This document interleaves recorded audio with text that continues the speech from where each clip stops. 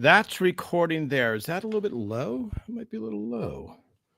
Let's do this. Let's turn that a little that way. Yes. All right. Everybody loves Raymond 360 Live. Tom Caltabiano here. Let's go back over to Instagram. Hit that live. Yes, that's live. And then Facebook, YouTube is always a guess. YouTube is always a guess. Here we go, everybody. Tom Caltabiano here, writer on Everyone's Raymond, and informal photographer on the show.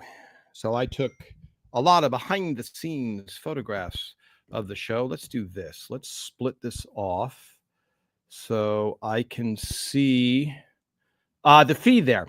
Tom Caltabiano, talking all things Everybody Loves Raymond. Welcome, everybody. A lot of people who were not here in the past, because we have about 10,000 new followers this week, because one of my posts went, as they say, the kids today, viral. So what does viral mean to you? I don't know. What does it mean? Oh, let me grab this. Sorry. I've got a lot of equipment here. My phone, yes. So much going on. Welcome, everybody. I missed last week. I was traveling. For those of you who are just joining, Tom Caltabiano here, writer on Everyone's Raymond. I have been doing this every day, every Sunday, since the beginning of COVID. So that's when this started, and we've built up a consistent group of followers. And I try and answer every Everyone Loves Raymond question I can, and I usually talk about a subject. Today, I would like to talk apropos of the finale being May 16th, 2005. Hard to believe. Hard to believe. Okay. Let's bring some. So for those of you, I can see all of the hi, Teresa in Chicago. As a Mets fan, I hope the Cubs are doing terribly. But you will let me know. I can go a little bit louder here. Let's go just a touch louder before it gets kind of what they say, blown out. Hello, Dallas. Yes. So I can bring up messages here like this. I can show these. I can say hi from, where are we from here? Hi from Marshfield, Massachusetts. Hello, Marshfield, Massachusetts.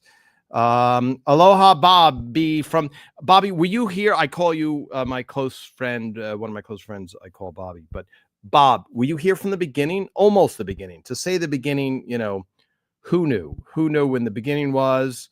Hi, Annabelle, our fan who was lucky enough to hold the canister.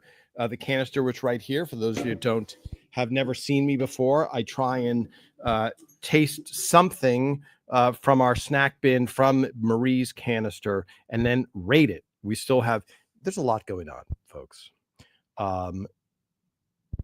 The rating system we have is going to be the canister with a number in the middle. And we've designed it. We've established it. We just have to edit it to make it spin and do all that stuff. So, but you guys know the story. Okay, let's keep going. Here we go. Hello, Toronto, Lynn. Welcome, Lynn from Toronto. Yes, Bob, very close to the start, I would say. Aloha, Bob. Hi, Susan Woods Stumpanato. Hi, Marie. Yes, hello, everybody. Let's talk a little bit about the finale, right? The finale. I know it's sad for everybody. And some people are not, they don't want to be sad, so they don't even watch the final episode. But I can assure you, the final episode is a very good episode, and it's not really sad. It's kind of, I think Phil's goal and Ray's goal was not to do anything that was out of the ordinary. So a lot of people, turn on my little iPad here. It doesn't recognize my face. Okay, let me do this. And then I do this. Yes, there we go. Okay. A lot of finales stink. And a lot of people, and some of them are phenomenal. for different shows I'm talking about. But what Phil wanted, and he has achieved it, because a lot of people don't know that it is the finale. So I keep getting questions. Hi, Tom. Please fix your hair. And what was the final episode? So that's a good sign. And I know that there's a couple shows that had terrible finales. Feel free to write that in. I try not to cast any aspersions on any specific shows, but I do read, and some of them take a real left turn. So what Phil wanted and Ray wanted is that the show kept going. And I think Phil thought of that basic story premise, I think, in season 8, and those of you that are following know what I'm about to say, which is the show was going to end in season 8. Phil and Ray had decided, okay, we're going to end at the end of this year.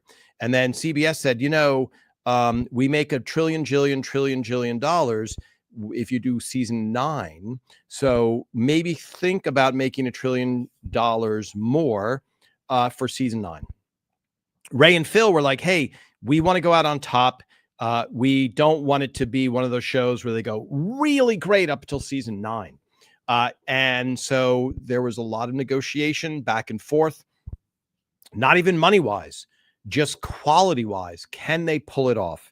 Can Ray and Phil and the writers keep writing the show and have it be of the utmost highest quality? Now, I've mentioned this for people watching. By the way, for those of you who've been watching since the beginning, I think I've had a cough about half the time, and I'm super healthy, so I don't should be concerned. Not that anyone would, but I've had an annoying on and again, off again, completely healed. So 2 weeks ago when I was on last, I was tasting a cookie, and someone said, this is not fair, Tom. You should not be tasting a cookie. It's not fair to the cookie. And I protest on behalf of the cookie. And I think whoever wrote that and said that was absolutely correct, because my sense of taste went down to almost nothing. And so now I'm drinking my tea. The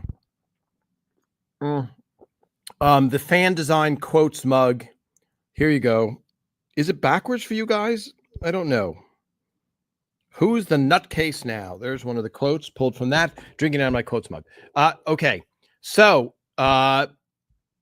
they settled on 16 episodes for the last year for season 9. And I will say, almost every one of those episodes is one of the funniest episodes of the series. So Pat's Secret, second to last episode to air, Pat Smokes. That is unbelievably funny. So many in the last season. So they pulled it off. Phil and Ray pulled it off a last final season.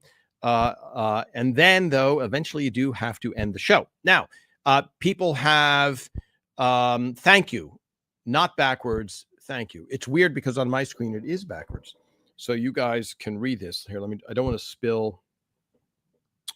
There we go. There's the ELR logo, designed by a team of experts who look just like me and my friend Bobby and Jen and all these people. Okay. By the way, I think that was a 3-month vote just to get those quotes down. I am drinking, for those of you who are curious, Harney's English breakfast tea. Now, I have their English breakfast tea, and I'm not getting sponsored by anybody, by the way. I have their English breakfast tea. I have their Irish breakfast tea, and I have their Moroccan mint green tea. Also, all delicious. We can talk teas more later. So the other thing that people have mentioned is Peter Boyle's health was not doing well. So Peter... we did not know that Peter was sick officially, but we could see that Peter was had lost weight, didn't have the stamina. A lot of times in the later episodes, you can see that Peter just didn't have the health or the strength. So when you see him, when he does the fat collector speech from the can opener episode, I want to say that's season 4 or 5. He has so much strength and so much power in his delivery. And then by the end, you can see him diminishing. So that was a concern. Now, a lot of people, and I know what it's coming from, people are like, please, you could have included that in the storylines and that, et cetera. But do you want to see that? Because I get it. You guys are so attached to we get so attached to the characters and the family that you just anything to keep it going. And I always say, not this sounds pompous, but like when the Beatles broke up, you're like, guys, come on, just one more song, a couple more albums. That would have been nice. But it was not to be. And so the idea was, how do you end the show in a way that is not outside of the show, meaning Deborah gets divorced, she moves away, Marie kills Peter, kills Frank, etc. So how do we make it so in that episode, it's more than just a normal episode, but not that much more? And the thing that Phil came up with was the Ray needs an operation, and he might not wake up because it's the last episode. So these terrible writers could have written that Raymond dies because we technically don't need him anymore. And you just put a D on the end of loves, and you have everybody loved Raymond. And then you have a boffo big ending like Sopranos where people scratch their heads and go, interesting. Not a dig on the Sopranos. Is it? I don't know. So the final episode, we all got writing credit on it. It was very much a group effort. I posted a video of us in the writer's room, and it's Phil and Ray talking. And the thing that struck me about that is you are with, let's say, the two world experts on the show, surrounded by the other writers, but you have Phil and Ray, and this amount of detail and the amount of work going into the dialogue after rehearsing the episode for 4 days and after doing the show for 9 straight years. You would think from the outside, well, isn't it kind of done? Don't you do it? But no, there's a lot of little tweaking in the dialogue, etc. There's a pancake discussion. I will post that again. So that was the idea. Now, here's a fact that people keep bringing up. Why, Tom? Let me ask you this: why didn't Robert and Amy announce that they were pregnant to give us a super up ending? Well, the reason was Phil had an idea to pitch a spinoff with Amy and Robert. And if you go into the spinoff with them always having a kid, already having a kid, because when we last left the Barones, they were sitting around a table and Robert and Amy announced that they were pregnant. That takes away a whole bunch of stories. So if you remember on Everyone's Raymond, when Deborah has to give birth to Allie and they're in the back of the police car, very funny episode. I think that was a Tucker Carlson episode. All of his episodes are funny. That episode, or whatever would have come up with, whatever Phil and the writers came up with for the spinoff, would have been taken away because we already heard they were pregnant. So you can't show up in the spinoff and be like, guess what, folks? We lied. They're not pregnant, or they are, but it's a 2.5-year pregnancy, etc. So for those of you who are like, I'm really disappointed, that's the logic. That's the reason. Now, when that show is pitched, you have to remember, or you don't have to remember. That's why I'm here to remind you of certain things. How am I sounding? Am I sounding good, everybody? Okay. Let me go back. I'm going to remind you of the environment of what was going on then. Okay, let's see. Scrolling, breadcrumbs drop leading towards the potential finale. Yes, sorry, I'm skimming through. Yes, Peter Boyle's health was an issue. Okay, so now, Mona, you sound excellent. Susan, you sound excellent. Okay, thank you. Okay, I just get a few notes every once in a while, and I have to pay attention. Sometimes it's on the other people's end. So the environment in 2005. Hold on, let me here cover your Alexas, everybody. Alexa, what was the first season of Desperate Housewives?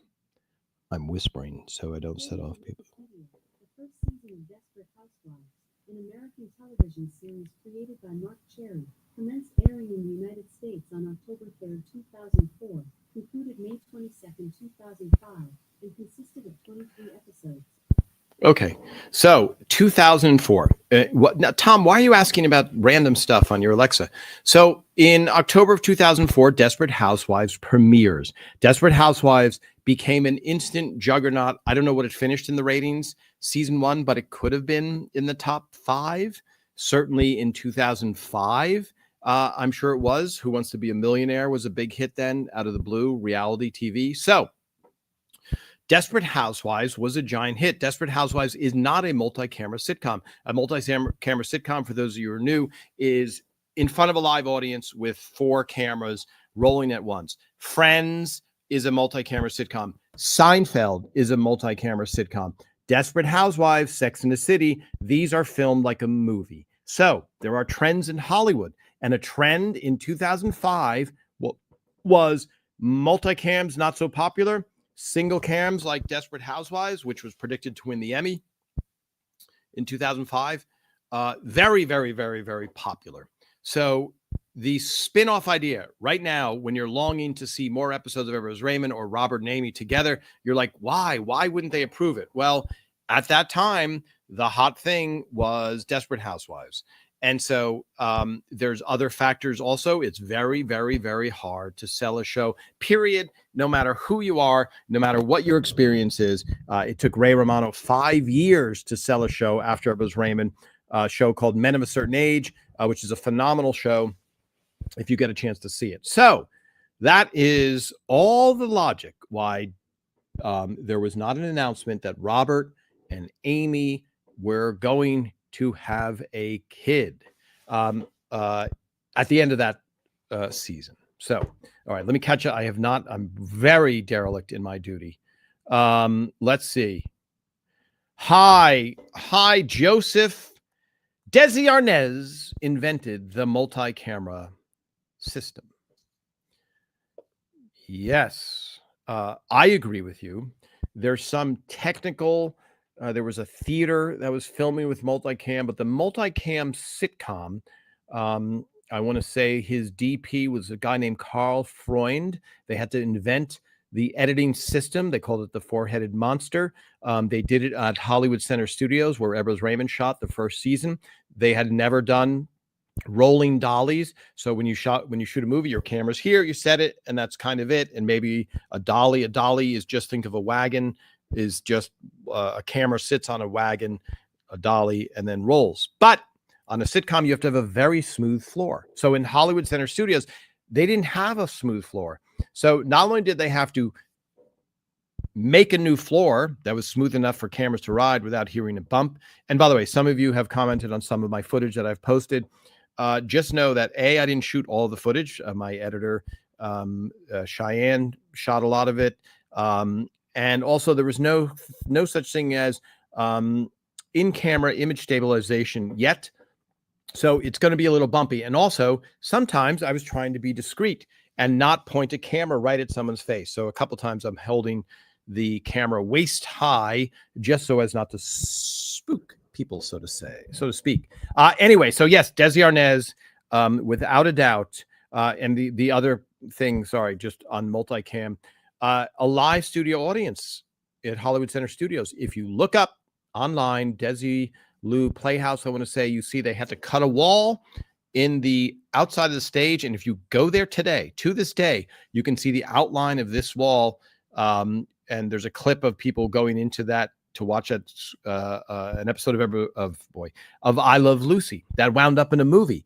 And you can see them walking through that doorway. If you go right now to Hollywood today, and stand outside the wall, you'll be like, oh my goodness, there it is. There's the spackled area of the outside of the soundstage of the Desi Arnaz thing. Anyway, so interesting, actually. Anyway, feels, like you've gone on too long. Let me see. Let's see. Okay. Sorry, I'm scrolling. I'm scrolling down. Yes. Sorry, I'm editing because I don't want to bore people with too many questions or whatever. Is that why? William Emmerich. Is it Emmerich or Emmerich? That's the problem with one-way communication. Here, the first way is Emmerich. The second way is Emmerich. So first way or second way, you will let me know. So some people have pointed out that the fork and spoon are different sizes in different episodes. So what happened was the pilot was filmed at Universal Studios. Then it moved to a place called Hollywood Center Studios, which is now known as Sunset Las Palmas Studios. So there was a time when you shoot a pilot, and this was a low-budget pilot. When you shoot a low-budget pilot, it's low budget. And so it's not like, hey, we're putting tons and tons of money into this. It's get this done for as cheap as possible. And so the set decorator, everybody's a little bit handicapped. And then when you're picked up for, let's say, 6 episodes or 9 episodes the next year, you don't necessarily have the pick of the whatever of stuff. So until you're a hit show, not everything is guaranteed. So the fork and spoon, I think when we talked to Justin Crowder, I think they just couldn't get the same one. And so they didn't know in season 1 or 2 that the episode Baggage would win the Emmy and point so much of a spotlight on the size of the fork and spoon. And I believe the switch over so there was a bigger version and then they switched. It was the correct version, but they switched sides. And I think that happened in season 4, maybe episode 18, something like that. Okay. William Emmerich. Thank you. Thank you for the run of a post. Yes. So let me say, yes. Thank you. Let me just show you guys, because I don't think you see this. And this is why I'm a lot of you who have been here since day one are like, hey, Tom, we kind of know that already. So why are you repeating information that we know? So let me give a little bit of a secret here.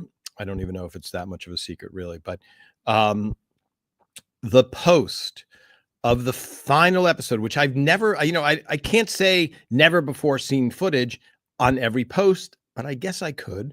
But these things, like, for example, I'm introducing Phil here for his finale speech, for his final farewell speech. Okay, there we are, hugging. Yes, and then Phil gives a great speech. So that's never been seen before. I'm guessing that Phil has never seen it. Nobody on the show has ever seen it, because I just recently, what's known as, digitized it. So what I wanted to show you guys, though, is, let's do this. This clip of Patricia Heaton and Ray hugging her, this has, okay, it just went away. That has that many views, folks. Okay. 3.5 million. Oh, come on, camera, try. There we go. 3,500,000 people have seen that clip. So that is what here's why I'm showing you. So there's the curve. That's the curve you want for your income, right? For your everything, a number of cars you own, a number of food you're able to eat without gaining weight, that curve of going up. So why do I show that? Is it pure bragging? That would be off-putting, would it? No. So many people have no clue who I am or what we're talking about or why we're sharing this. And also, they also don't know a lot of the things that you guys already know, for those of you that have been here since the beginning. So let's see. Yes. Okay. The Paley, you're bringing that up. So hi, Mona. Yes. Phil talks about ending the series on the thing. Okay. Let me go up, folks, because some of you, I'm now catching up. Hi, Lynn. Yes. Thank you. And Lynn, you never knew that Ray Romano wrote a book. Ray Romano wrote a book called Everything and a Kite. It was a, what do I want to say? Was it a New York Times bestseller? I don't know if it was. I want to say it was season 3 to season 4. It's a very charming book. It's something that so in real life, most of you know this, maybe you don't. The title Everybody Loves Raymond came from Ray's real life brother, Richard the policeman, who said basically Ray won a Cable Ace Award and he saw this award and he was a cop at the time. And he's like, boy, everybody, people shoot at me, spit at me. And Ray goes up, tells a few jokes and everybody loves Raymond. And he's holding this Cable Ace Award. So that, I think Phil's wife, Phil put that in the script and Phil's wife's like, well, that would be a good title for the show. So Ray's son, I believe Joe, I think he asked Joe what he would like for his birthday or something or Christmas. And he said, everything and a kite, which, let's face it, when you say everything, a kite is in there because you've said everything. Now, do you explain that to a 4-year-old? I don't know. I think Ray just thought it was cute and did not correct him on the flaw in his logic. So that's where everything in a kite, everybody, that was written in. I think Mike Royce helped Raymond with the writing of that, et cetera. And it was sort of towards the height of the fame. So, yes. Hi, Judy. When I'm down and out, I watch 4 hours of Everybody Loves Raymond every day. I never get tired of it, and I still laugh. That is very nice of you. Yeah, and I think Phil in the one clip alludes to, in his speech, he says 30 years from now, when you're watching the show with your kids on their rocket ship, you'll think of, and he starts naming some of the props and the music from the Italy episode, et cetera, and know basically that we have done a good thing. Okay, let's answer some questions. Sorry, I'm listening. I'm hearing something off camera, which is interesting. Let's scroll down on Instagram, the neglected site, Instagram. Yes. Okay. Oh, okay. This is a lot. So, folks, if I bring up your comment, if I don't bring up your comment, I have not gotten to your comment, or maybe I've already answered. Okay. Wow. Here we go. I thought of Robert's wedding episode, and I couldn't wait to ask you. When I watched the scene where Deborah comes to her bedroom to find that Raymond is having trouble getting on the Cumberland belt on his tuxedo, while Deborah says she has gotten dressed up, did her hair got the kids ready and you are still not dressed? Or, as it was hysterical to see, Deborah shoo the kids away and take matters in her own hands and started shoving Ray enough for her to start dressing him, including, is this a question? You're just commenting. I went to the taping of 13. Hi, Christopher. I went to the taping of 13 episodes in the last season, including the finale, which we actually had to go to twice because Patty was sick the first time. We always enjoyed when you would come up to the bleachers and answer questions. Oh, thank you, Christopher. Are you new to this page? I have not seen your name before. First of all, 13 episodes, and the fact that you got into the finale. So just so you know, it only seats 200 people, and there were a lot of people that wanted to go to the finale. So I think it was even wives and I don't think wives, spouses, I don't think were able to go. There just wasn't enough room. If everybody brought their spouse, it would, no one in the public. So Phil wanted to make sure that people in the general public were able to see it. So you are very lucky to see almost the entire season 9. That's very, very impressive. Okay. Yes, show's always on in your house. That is very nice of you to say. My favorite episode is Bad Moon Rising. Okay, sorry, Ellen. I have to see the next line. A question that is continued. So it kind of cuts off. It says ZI and then ... So here, let me see. I'm scrolling. I'm sorry. You're going to have to write it maybe. My question was, is it a mom writer that thought of that idea to dress Raymond like her big kid?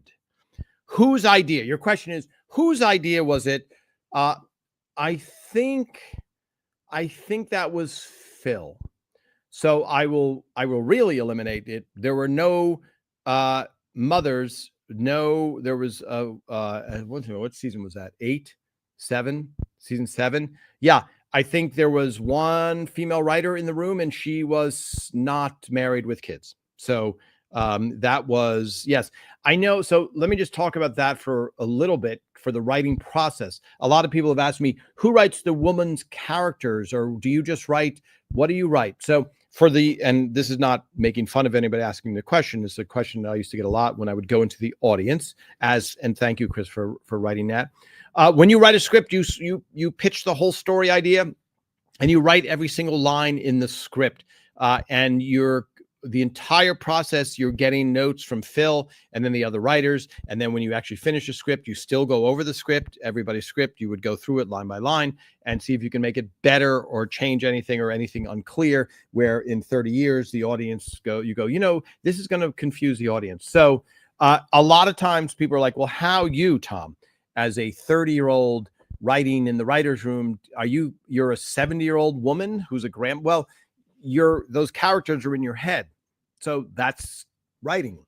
So you get into the head of all of those characters. Now, having said that, are there certain, and I will say this, for the baggage episode, for example, everybody in the all the men in the writer's room were married. I was the only single writer in the writer's room. So when Tucker Cawley first came in with that idea and said, I'm fighting, there's a suitcase and my wife hasn't moved it, and it's been, whatever it's been, 5 days, 7 days. And he's telling this story, and he goes, I know she's been in that suitcase. She knows it's there. I think we're having a fight.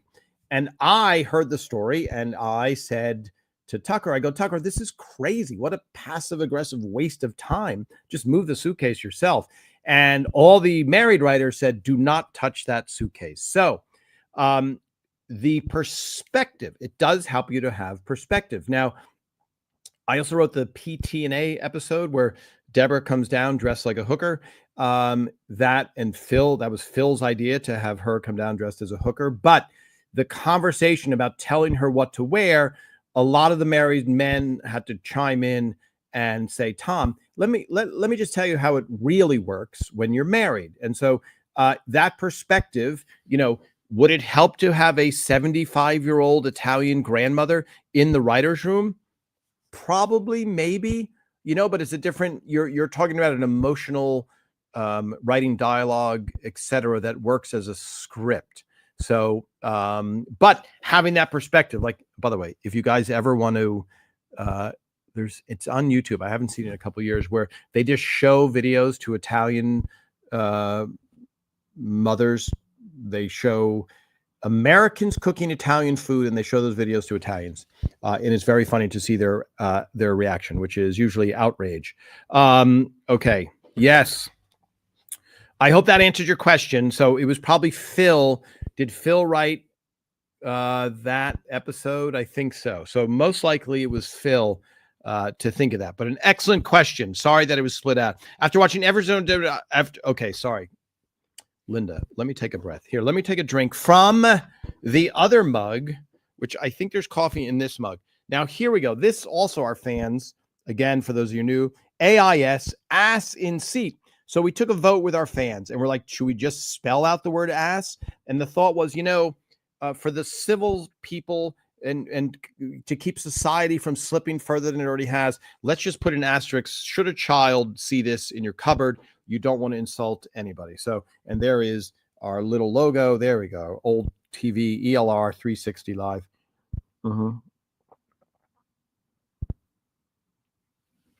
Delicious.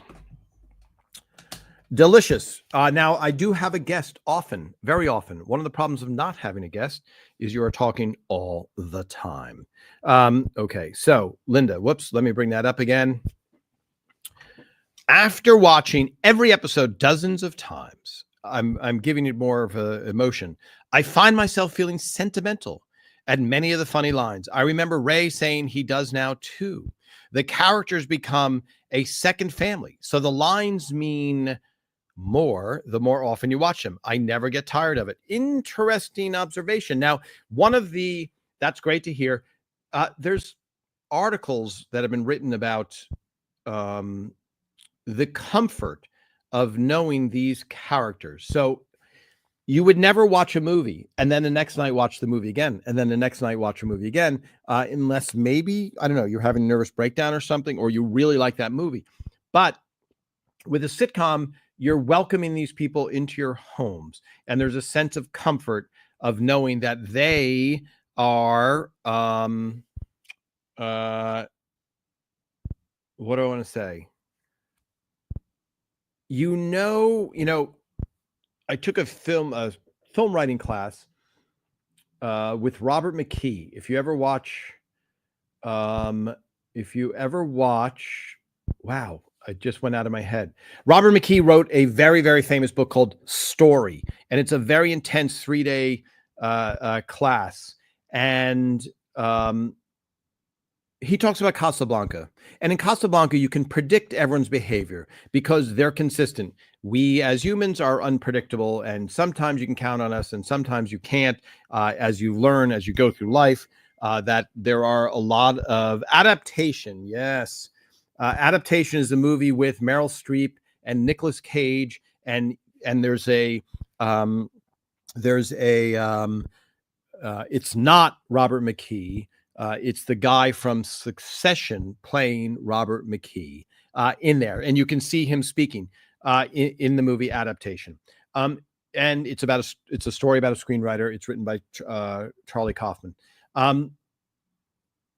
But that consistency of characters in Casablanca is what you're feeling on Ever's Raymond. So it's and what I'm trying to say is there's a comfort, whereas most people would say, you already saw this. Why do you want to see it again? You already saw it.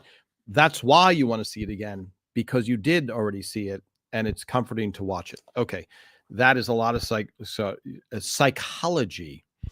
Yes, Ellen, you thought it would be just like a mom to come up with this. Yes, that is why. So I will tell Phil Rosenthal that he is just like a mom. Let me see the ride along. Yes. Sorry. I'm reading. Hi, Judy. Just so you know, that was a real funny one. Just so you know, is the Tissues episode written by Mike Royce. His wife would say that to him all the time. Hey, I've done this, and and that's what's going to happen. Just so you know. The other one that was really funny was when Ray went on the ride along with his brother and thought it was boring until he went to the pizza place. That one was right. Yes. And a very hard one to pull off. Real Jeopardy. So many questions, everybody. Hi, Bob. Did CBS want to ask for a 1-hour final episode? I think they did. I think they wanted it. And then there was a compromise by having the Last Laugh 1-hour special retrospective before the final episode. Now, the final episode, I think, got 32 million views. Is that right? Yes, the highest. 32.9, I think, to be accurate. Yes, Phil had a brilliant hysterical idea. Yes, he was the head writer. He had a lot of brilliant, funny ideas. Yes, one of your favorite. Hi, Camille. Yes, one of your favorites was when they ate the thing. It's funny that on ELR there's competition between Ray and Robert, and in Frasier, the same Frasier Niles. Did the writers realize this? Just asking. Hi, Deb from Phillipsburg, New Jersey. Deb, what is the hot dog place in Phillipsburg, New Jersey? Isn't there one out there towards there? Because that's the territory where I grew up. Okay. No, I don't. I mean, sibling rivalry. Phil Rosenthal has it in real life with his brother. Raymond has it in real life with his brother. So I don't know how much Ray watched Friends. And what's interesting, or Phil's closest friend, Tom McGowan, who played Bernie on the show, was also on Friends. Also on Friends. Oh my gosh. Frasier. So Tom McGowan, who played Bernie on Ever's Raymond, also was on Frasier. I don't know. Did we watch? I did not. I don't know if I've ever seen an episode of Frasier. Maybe. Have I? I've seen clips. I've definitely seen clips, and we had to watch clips because they won the Emmy all the time. Frasier killed us in the Emmys when they were on the air. So thank goodness they went off the air. I feel sent hi, Andrea. I feel sentimental too. My dad loved ELR right from the beginning. A lot of laughter. He was from Queens. Yes. So grateful it's so funny. Otherwise, it'd make me sad to rewatch. Yes. A lot of people watching with their parents. And that's one thing about Everest Raymond that we have pointed out. You age through the show. On Friends, you're only a 19, 25-year-old for a little bit. And then it goes away, and then you grow. And on Everest Raymond, there is something for every age group in that show. So, okay, taking a break now, everybody. Pick a quote. Oh, I like this one. This is a sweet one. You are an idiot wrapped in a moron. That's a sweet little sentiment. You are an idiot wrapped in a moron. There you go. Okay, should I try my snack? I don't know. Let me see. Let me get rid of this. Hi, Tom. Sorry. So much interaction. So, Kathleen. Hi, Tom. I have a question. How do they all act so well with a live audience? They are so awesome. So, Kathleen, excellent question. I think it surprises people. Did I post a picture? Yes. Let me see. For those of you that don't know, let me just go back to this. I go on the Book of Faces, otherwise known as Facebook. Now, if I wanted to, I could do a fancy schmancy thing and bring it into my computer and then share it to you this way. Or I could do the barbaric thing. There's Raymond, a little bit of reflection. Sorry. Raymond is holding the script, and he is talking to the live studio audience. And, when you say live studio audience, it's kind of redundant, but you know what I mean. So that's 200 people, and people are shocked. That is a panoramic film photo I did take from Ray and Deborah's kitchen. So people are shocked because they're like, wait a minute, there's that much of an audience there? Now, let me ask you this. If you're not a professional actor, you're not used to being on stage. And one of the most frightening things to most people is just being on stage. And so when you are an actor, especially, let's say, Ray, Brad, are used to doing stand-up as well, you're playing to the audience. Now, what happens is, as they're rehearsing the scene and doing it through the week, everything goes away because not only is the audience there, but the cameras. There's 4 cameras pointed at them. But when they are in the scene and in the moment, they are locked in. And so they're not sitting there going, like, wow, look at all these people watching me, whatever. They are locked in that scene. So when Deborah is bringing it to Ray, they are intense. They are focused. So they don't know anything that's going up and a lot on around them. And a lot of times something would happen that we would all see. Something would happen, meaning a camera moved or something happened off camera, and they're so in the scene. And then, the director will say, we need to take that again. And then they'll be like, why? What happened? And we're like, oh, how do they not notice that this, whatever it is, happened? Because they're so locked into the scene. So I know when you're seeing those photos, you're like, oh my gosh, they're performing in front of 200 people. But trust me, they are in that scene. That's why even for me, so a lot of times people, not a lot, a few times, hold on one second. A few times people have written like, oh, it ruins the scene for me. But I was there the whole time and I see the magic behind the camera. When I'm watching an episode, even though an episode that I wrote, I'm totally pulled into that episode. Everything goes away. I don't sit there and go, yeah, I remember the rafters are there, the lights are there. I'm in the Barone house eavesdropping on them. So I hope that answers your question. That's kind of like the what do I want to say? The question that happens all the time, and I asked the cast.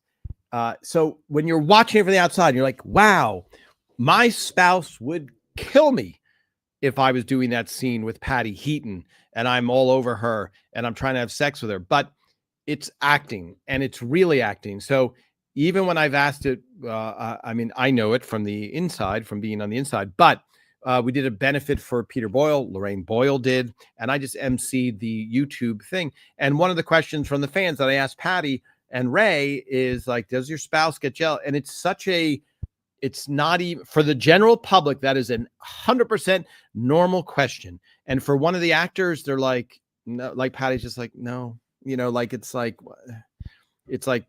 it's such a non-issue. And I know it's hard to believe. And also you're seeing the 22 minutes of Patty in a negligee and she looks beautiful and Ray's wife is watching, but they're friends. It's hard to convey the normalcy of that because it's like they're in the middle of the heated moment, they cut and it's like, okay, that, so there you go. Now, having said that, do people in theater hook up when they're 20? Sure. I'm sure.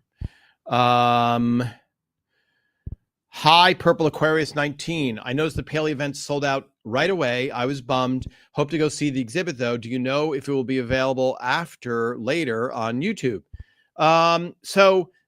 Here, I will speak briefly. I'll speak more in the future. The Paley Center is having an exhibit. For those who don't know, the Paley Center used to be called the Museum of Radio and Television, which is easier to understand. Paley Center is named after William Paley, who was the president of CBS and a powerhouse in the television industry. They will be having an exhibit from June 13th, maybe soft opening or something. I don't know the exact, until September 7th. So if you're in New York City in the mid 50s, you can go to this exhibit of all kinds of Eros Raymond stuff. Will it be on YouTube? Maybe on their site. The writers talking, yes. But don't worry, folks. I will be sharing every single piece of information I know.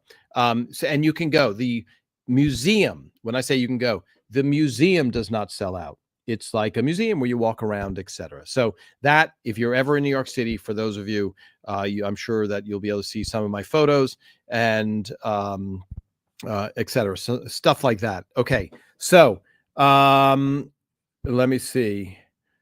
Yes, hi, Lynn. So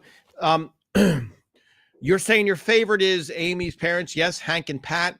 I hate muffins. So that was based on a real life thing where one of the CBS executives' fathers had never had a muffin, had never had a cookie, had never had popcorn.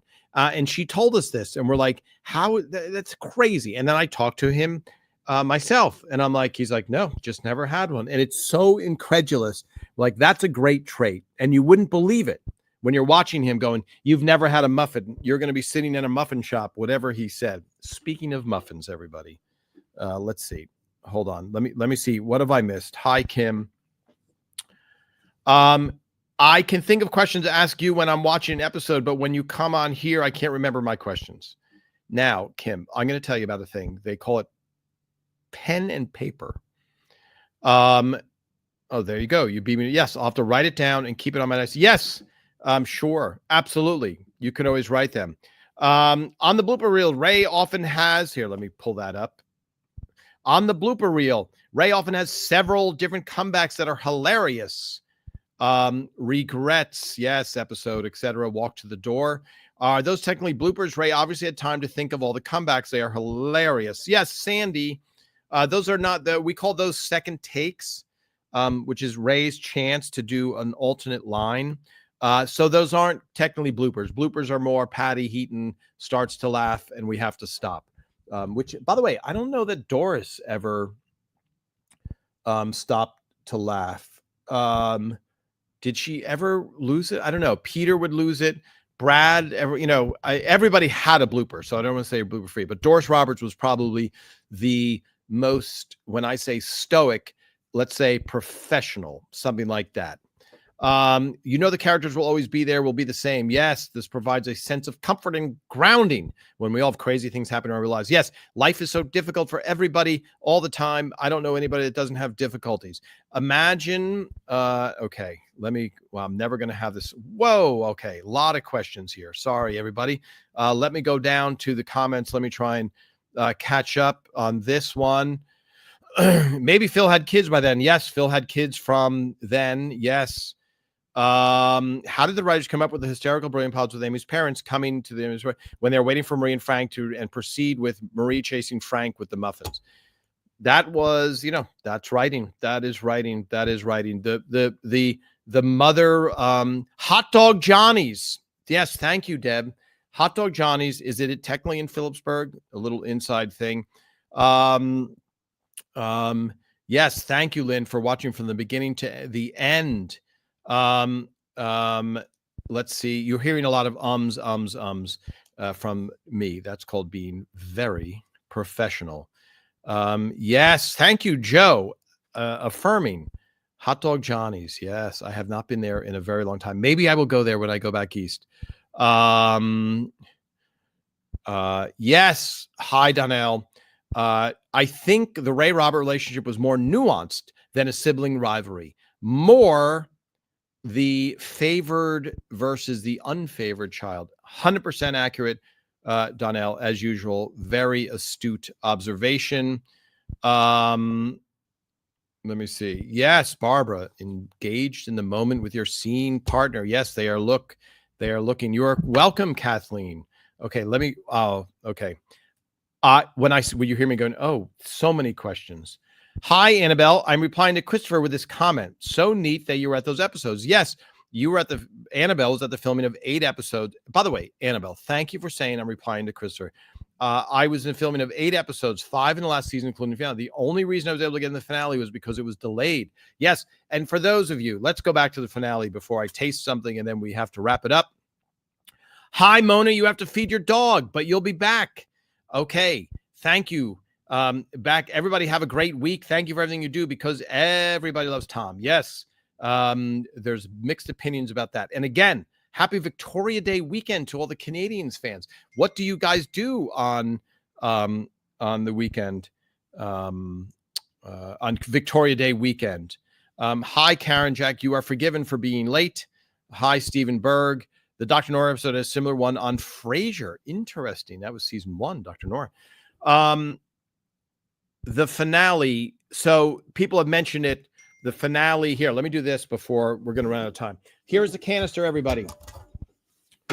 This is the genuine canister given to me to hold for a week by Rhonda. That was a year ago. So do not tell her I still have it. I usually keep it. Oh, here we go. Is this British? I tend to get a lot of British stuff. Violet Crumble Dark. Or if you're talking to the canister, does that sound similar to that? Okay, Violet Crumble Dark. Now, the word crumble, when you're wearing a white shirt, you do not want the word crumble in any of your snacks. Okay, remind me to talk about the finale and Patricia Heaton. Okay, here we go, folks. It feels like a chocolate bar. The word crumble speaks accurately. It is in pieces. Okay, hold on, everybody.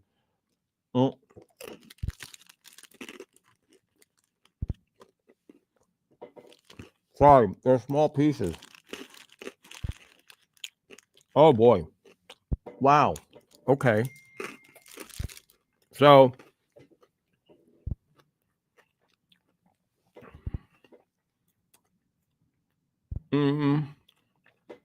most of our audience is Americans. So when I eat this stuff from the UK, I try and give a reference.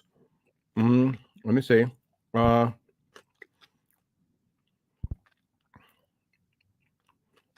Super tasty. Wow. I have nothing to a Twix bar, maybe. So this is a dark. Is it called a violet? Are they all called Violet Crumbles? Help me out, my UK friends. Are they all called Violet Crumbles? So that's what it looks like. Let me take a piece and hold it up for you. So this is super. What is the technical word. Yummy. Yummy. Okay, here we go for my American friends, the UK friends, and anybody in Australia who's saying, try a Tim Tam, Tom. So that, just so many crumbs everywhere. Okay, so that's the interior. I don't want to get it all over my keyboard. And the exterior is dark chocolate. So is it called a violet? Is this thing called a violet crunch, or is it just called a crumble, rather? Violet crumble dark. Is that a specific thing? Like, is there a crumble dark? Is there a violet? Is there a violet without the word crumble? Okay, hold on, folks. Don't be. This is my job now. Okay. Oh.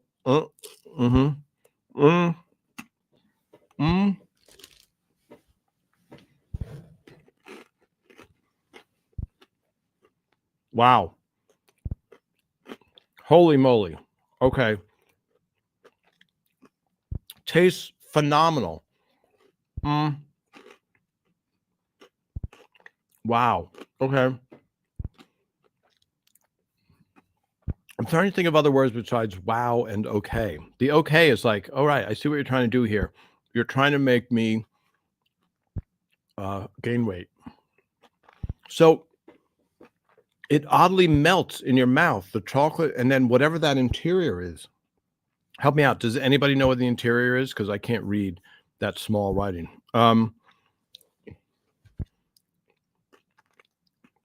That's got to be like a 7.7, I'm going to say. That might be my highest rating yet. Tom Caltabiano here, writer on Everose Raymond. We would taste cookies in the writer's room. I'm continuing that tradition. I like to rank it. I just had one of the best things I've ever had here. I can't turn it over because it'll.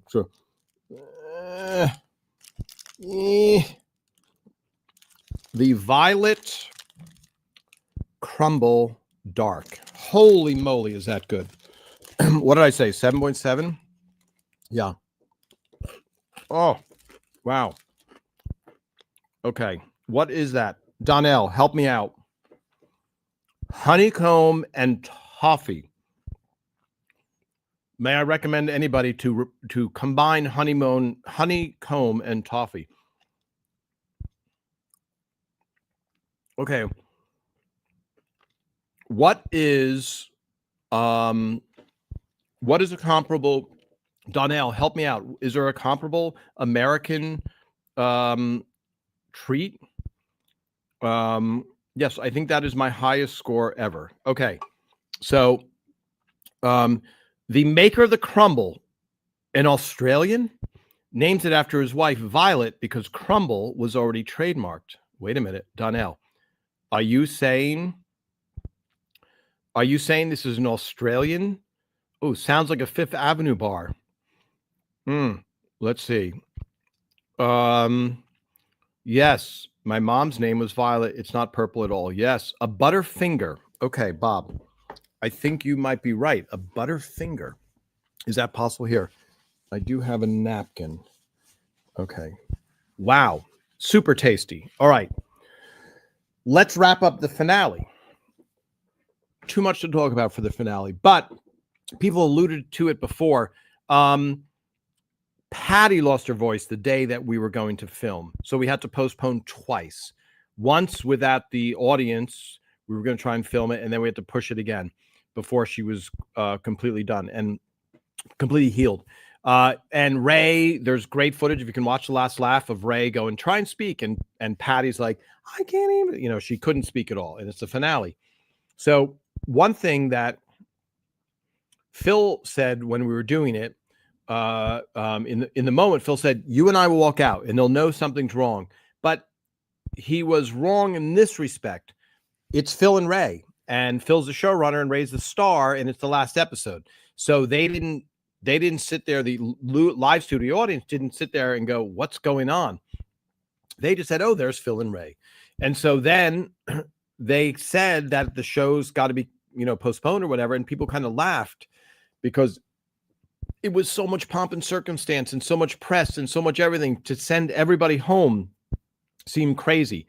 And Patty felt really bad because I must have cost the network about I don't know, $200,000-$300,000 or something, something like that. So that happened. Peter was not feeling well. There's him talking to Aaron Shore on camera in The Last Laugh, saying he got a round of antibiotics to stay ahead of the curve. Someone wrote that Doris Roberts lost her voice.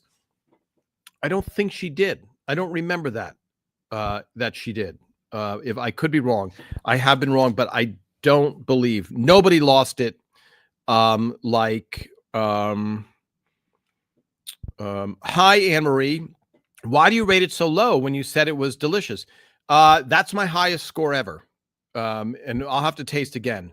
Tom, have you ever tried sponge candy from Buffalo, New York? I have not. I've never heard of it until I just read it soon. Is there a gathering of the cast talking about the show coming soon? We don't know. We do not know. We will hopefully find out soon. Okay.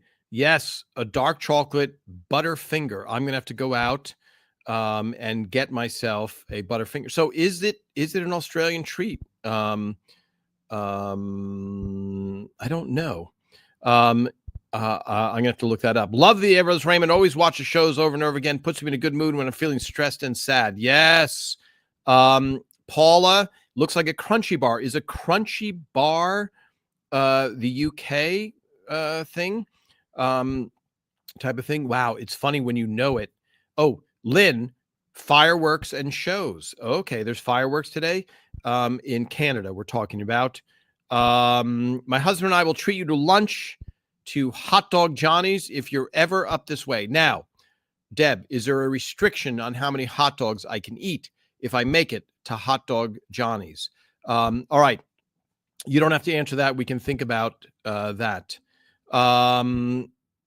Let's see. Sorry, these laughs in the audience. Yes. So here, I'm going to answer this very specific thing.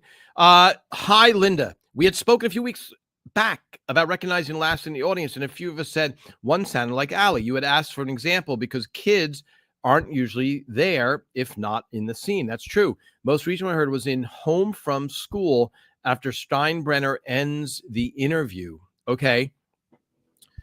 I have to make a note of that. Let me do what's known as a screen grab. There you go. All right, everybody.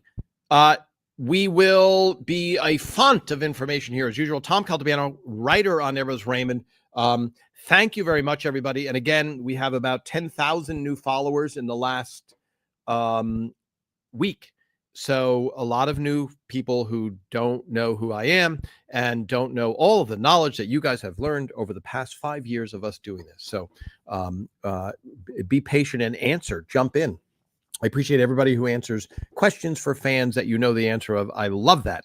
Don't feel ever that you're overstepping your bounds by going, oh, I should wait for Tom, who's going to answer. You should go, you know what? I'm kind of an expert. I'm going to jump in and answer for them. Okay. Thank you so much, everybody. See you next week. Have a good week. Keep those comments coming. Thank you all for watching. Have a good time this week.